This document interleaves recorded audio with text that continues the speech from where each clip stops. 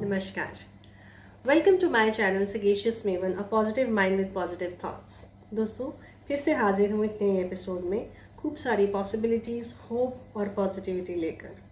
मकसद सिर्फ एक है कि मैं किसी की ज़िंदगी में कोई अच्छी पॉजिटिविटी ला सकूँ। हम बहुत बात करते हैं कि हमें पॉजिटिव सोचना चाहिए, हमारा माइंडसेट पॉजिटिव होना चाहिए, हमें पॉजिटिव बातें करनी चाहिए, हमें पॉजिटिव चीज़ें पढ़नी चाहिए।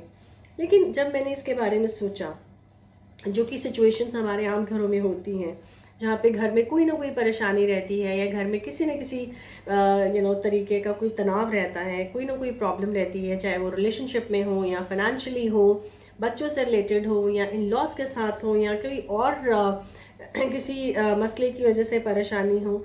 तो क्या ऐसी सिचुएशन में हम पॉजिटिव सोच सकते हैं? ये एक सोचने वाली बात है। जहाँ हमारे आसपास एक नेगेटिविटी ट्रैवल कर रही है, एक नेगेटिव ऑरा ट्रैवल कर रहा है, कुछ ना कुछ चीज़ें हमें डिस्टर्ब कर रही हैं, कुछ ना कुछ चीज़ें हमारे मानसिक संतुलन को ख़राब कर रही हैं। तो क्या ऐसी सिचुएशन में पॉजिटिव होना ये पॉसिबल है? तो आज मैं इसी के बारे में बात करूँगी। फिर से मैं ज़िंदगी के इस पहलू को जोड़ना चाहूँगी रामायण के साथ। दोस्तों, जैसे कि आप जानते हैं कि रामायण हमारा महाग्रंथ है। इसमें ज़िंदगी का सार है और रामायण हमें जीना सिखाती है। मैं रामायण को बहुत मानती हूँ। इसमें जो जो भी कैरेक्टर्स हैं रामायण में, वो ज़िंदगी में अलग अलग सिचुएशंस को डिस्क्राइब करते हैं। और यकीन मानिए, जो रामायण में जितनी भी सिचुएशंस हैं, वो आज के युग में, आज के समय में सबके घरों में कुछ ना कुछ उसका एक एक पार्ट रहता है। तो मैं ये एक इंसिडेंट लेना चाहूँगी कि अगर हमारे आसपास नेगेटिविटी है, हमारे घर में ही नेगेटिविटी है, हमारे घर में ही तनाव है, किसी न किसी बात की वजह से कोई प्रॉब्लम है, या हस्बैंड वाइफ में है, या पेरेंट्स के बीच में है, बच्चों के साथ है, या कोई और पैसे को लेके कोई दिक्कत चल रही है, तो क्या ऐसे माहौल में हम क्या पॉजिटिव सोच सकते हैं जहाँ 10 चीज़ें नेगेटिव चल रही हैं, 10 चीज़ें ख़राब चल रही हैं? तो मैं रामायण का वो इंसिडेंट लेना चाहूँगी जब श्री राम अकेले पड़ जाते हैं। माता सीता का जब हरण हो गया होता है, अकेले पड़ जाते हैं। उस समय उनके पास कोई नहीं होता सिवाय भगवान लक्ष्मण जी के। उनके माँ बाप उनके पास नहीं हैं, उनकी फैमिली उनके पास नहीं है, उनकी पत्नी वहाँ से चली गई हैं, आसपास कोई मित्र नहीं है, कोई सखा नहीं है, और उनकी ज़िंदगी में सब नेगेटिव हो रहा है। उनकी बीवी चली गई, उनका परिवार उनसे छूट गया, उनका राज्य छूट गया, उनकी प्रजा उनके साथ नहीं है, उनकी खुशियाँ उनके साथ नहीं है, उनके मित्र नहीं है, सखा नहीं है, सिर्फ एक उनके भाई हैं, छोटे भाई हैं, और वो भी जिनके साथ वो अपने दिल की फीलिंग्स नहीं शेयर करते। आप सब जानते ही हैं कि रामायण में वो श्री लक्ष्मण जी के साथ बहुत अपने दिल कम समय या कम सिचुएशंस में अपने दिल की फीलिंग शेयर करते हैं, जहाँ पे वो बिल्कुल अकेले हैं, सब कुछ नेगेटिव है, कुछ समझ नहीं आ रहा कि क्या करना है, कैसे करना है, कैसे होगा, कहाँ इतनी लंबी मंजिल तय करनी है। बहुत असमंजस चल रहा है, हर तरफ नेगेटिविटी है, कोई होप नहीं है।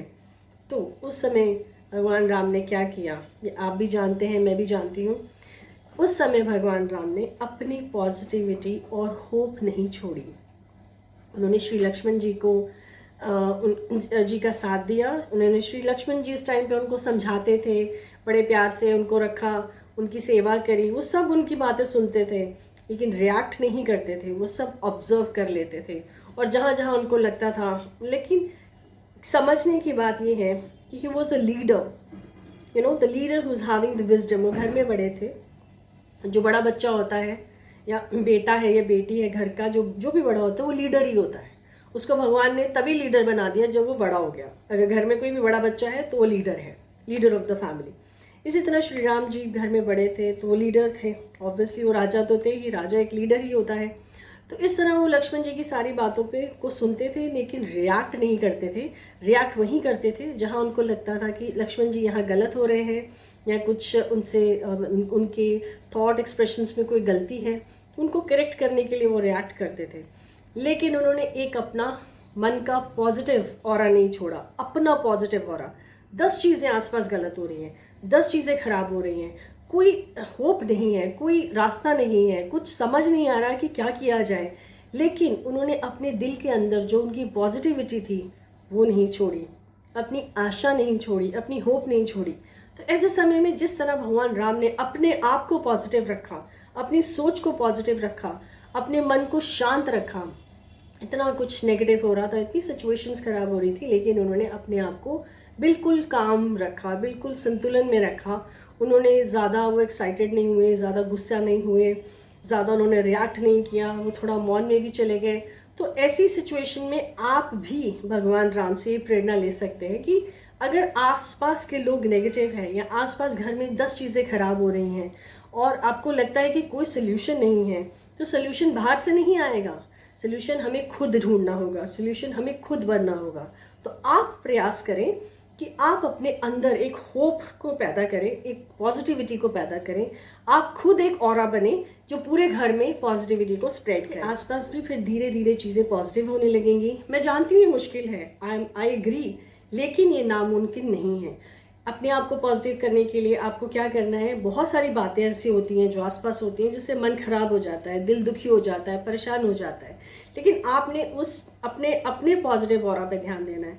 आपने कुछ बातें हमें ज़िंदगी में इग्नोर करनी पड़ती है, और जो भी आपके आसपास एक्टिविटी हैं जो नेगेटिव हो रही है उस पर ध्यान ना दें, बिल्कुल शांत हो जाएं, बिल्कुल इग्नोर करें, अपने आप पे ध्यान दें, अपने आप पे कॉन्सेंट्रेट करें। क्यों? क्योंकि अगर आप पॉजिटिव होंगे तो ही आपके घर के लोग, तो ही आपके घर का ऑरा धीरे धीरे पॉजिटिव होगा। मोटिव क्या है कि आपके घर में जितनी भी प्रॉब्लम्स हो रही हैं वो ठीक हो जाएं। मोटिव ये है कि आपकी लाइफ में जो भी दिक्कतें परेशानी हो रही है वो धीरे धीरे सॉर्टेड आउट हो। तो सबसे पहले अपनी नेगेटिविटी को लेट गो करें।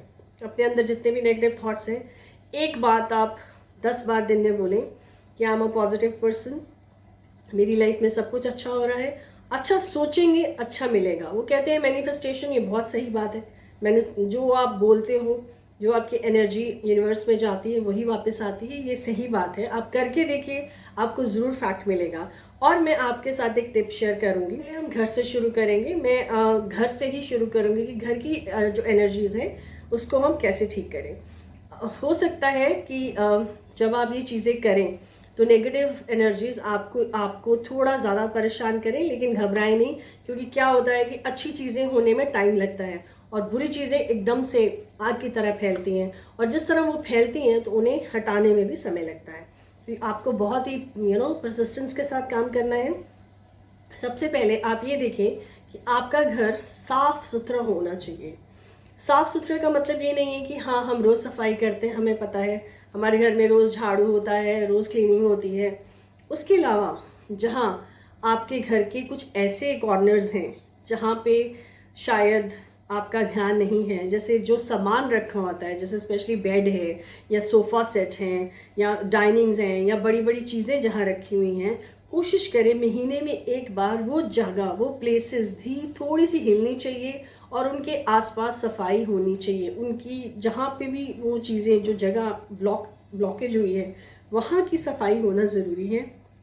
क्योंकि जो चीज़ें, कुछ ऐसी गंदगी होती है जो हमें सामने दिखती है और हम उसको क्लीन कर देते हैं, लेकिन कुछ डस्ट पार्टिकल्स ऐसे होते हैं या कुछ डस्ट होती है या हमारे घर का कुछ कचरा होता है जो ऐसी कॉर्नर्स में छिप जाता है। जब वो कॉर्नर्स में छिप जाता है तो वहाँ से वो एक नेगेटिव एनर्जी प्रोड्यूस करने लगता है। उससे क्या होता है, जब नेगेटिव एनर्जीज इन कॉर्नर्स से निकलती है तो वो धीरे धीरे धीरे पूरे घर का ऑरा खराब करती है। तो महीने में एक बार या 2 बार जहाँ जहाँ आपकी हैवी चीज़ें रखी हुई हैं, आपके घर के कॉर्नर्स हैं, उन्हें साफ करना बहुत ज़रूरी है। आप ये करके देखिए, आपको ज़रूर फ़र्क लगेगा। मैं आपके साथ जो भी रेमेडीज शेयर करूँगी बहुत ट्राइड और टेस्टेड हैं, और आप देखेंगे कुछ ही समय में आपकी ज़िंदगी में तो पॉजिटिविटी आएगी, आपके घर में आएगी, आपको देख के दूसरों के लाइफ में भी पॉजिटिविटी आएगी। तो ये टिप याद रखें, अपने घर के कॉर्नर्स की जितने भी कॉर्नर्स हैं, कॉर्नर्स आप समझते हैं ईस्ट वेस्ट नॉर्थ साउथ, जो भी कॉर्नर्स हैं, एक रूम है उसका, जितने भी कॉर्नर्स हैं, जितने भी आपके घर में रूम्स हैं, धीरे धीरे सभी कॉर्नर्स को क्लीन कीजिए। अगर कॉर्नर्स खाली हैं ऑब्वियसली वो रोज़ क्लीन होते ही होंगे, लेकिन जो कॉर्नर्स ऑक्यूपाइड है आप उन्हें भी क्लीन कीजिए, जिससे कि वहाँ से जो नेगेटिव एनर्जी प्रोड्यूस होती है, वहाँ से उस गंदगी की वजह से या उस कचरे की वजह से या उस डस्ट की वजह से जो नेगेटिव ऑरा क्रिएट होता है वो नहीं होगा। होप आपको ये बात समझ आई है। और मैं फिर से मिलूंगी अपने नए एपिसोड में एक नई पॉजिटिविटी और होप के साथ। तब तक के लिए आप अपने आप को पॉजिटिव रखें। आप स्पेशल हैं, जो भी ये वीडियो देख रहे हैं, चाहे वो मेल है, फीमेल है या बच्चे हैं, आप अपने आप को पॉजिटिव रखें। अगर आप अपने आप को पॉजिटिव रखेंगे, आप यकीन मानिए आपकी लाइफ में बहुत जल्दी बहुत अच्छा होने वाला है, दैट आई कैन गारंटी। तो आप अपने आप को पॉजिटिव रखें, अच्छी चीज़ें देखें, अच्छी वीडियोस देखें, अच्छे किताबें पढ़ें, जो भी आप कर रहे हैं वो पॉजिटिव हो, तो आपकी लाइफ में भी अच्छी खुशहाली और प्रॉस्पेरिटी आएगी। फिर से मिलूंगी, तब तक के लिए आप स्वस्थ रहें, खुश रहें।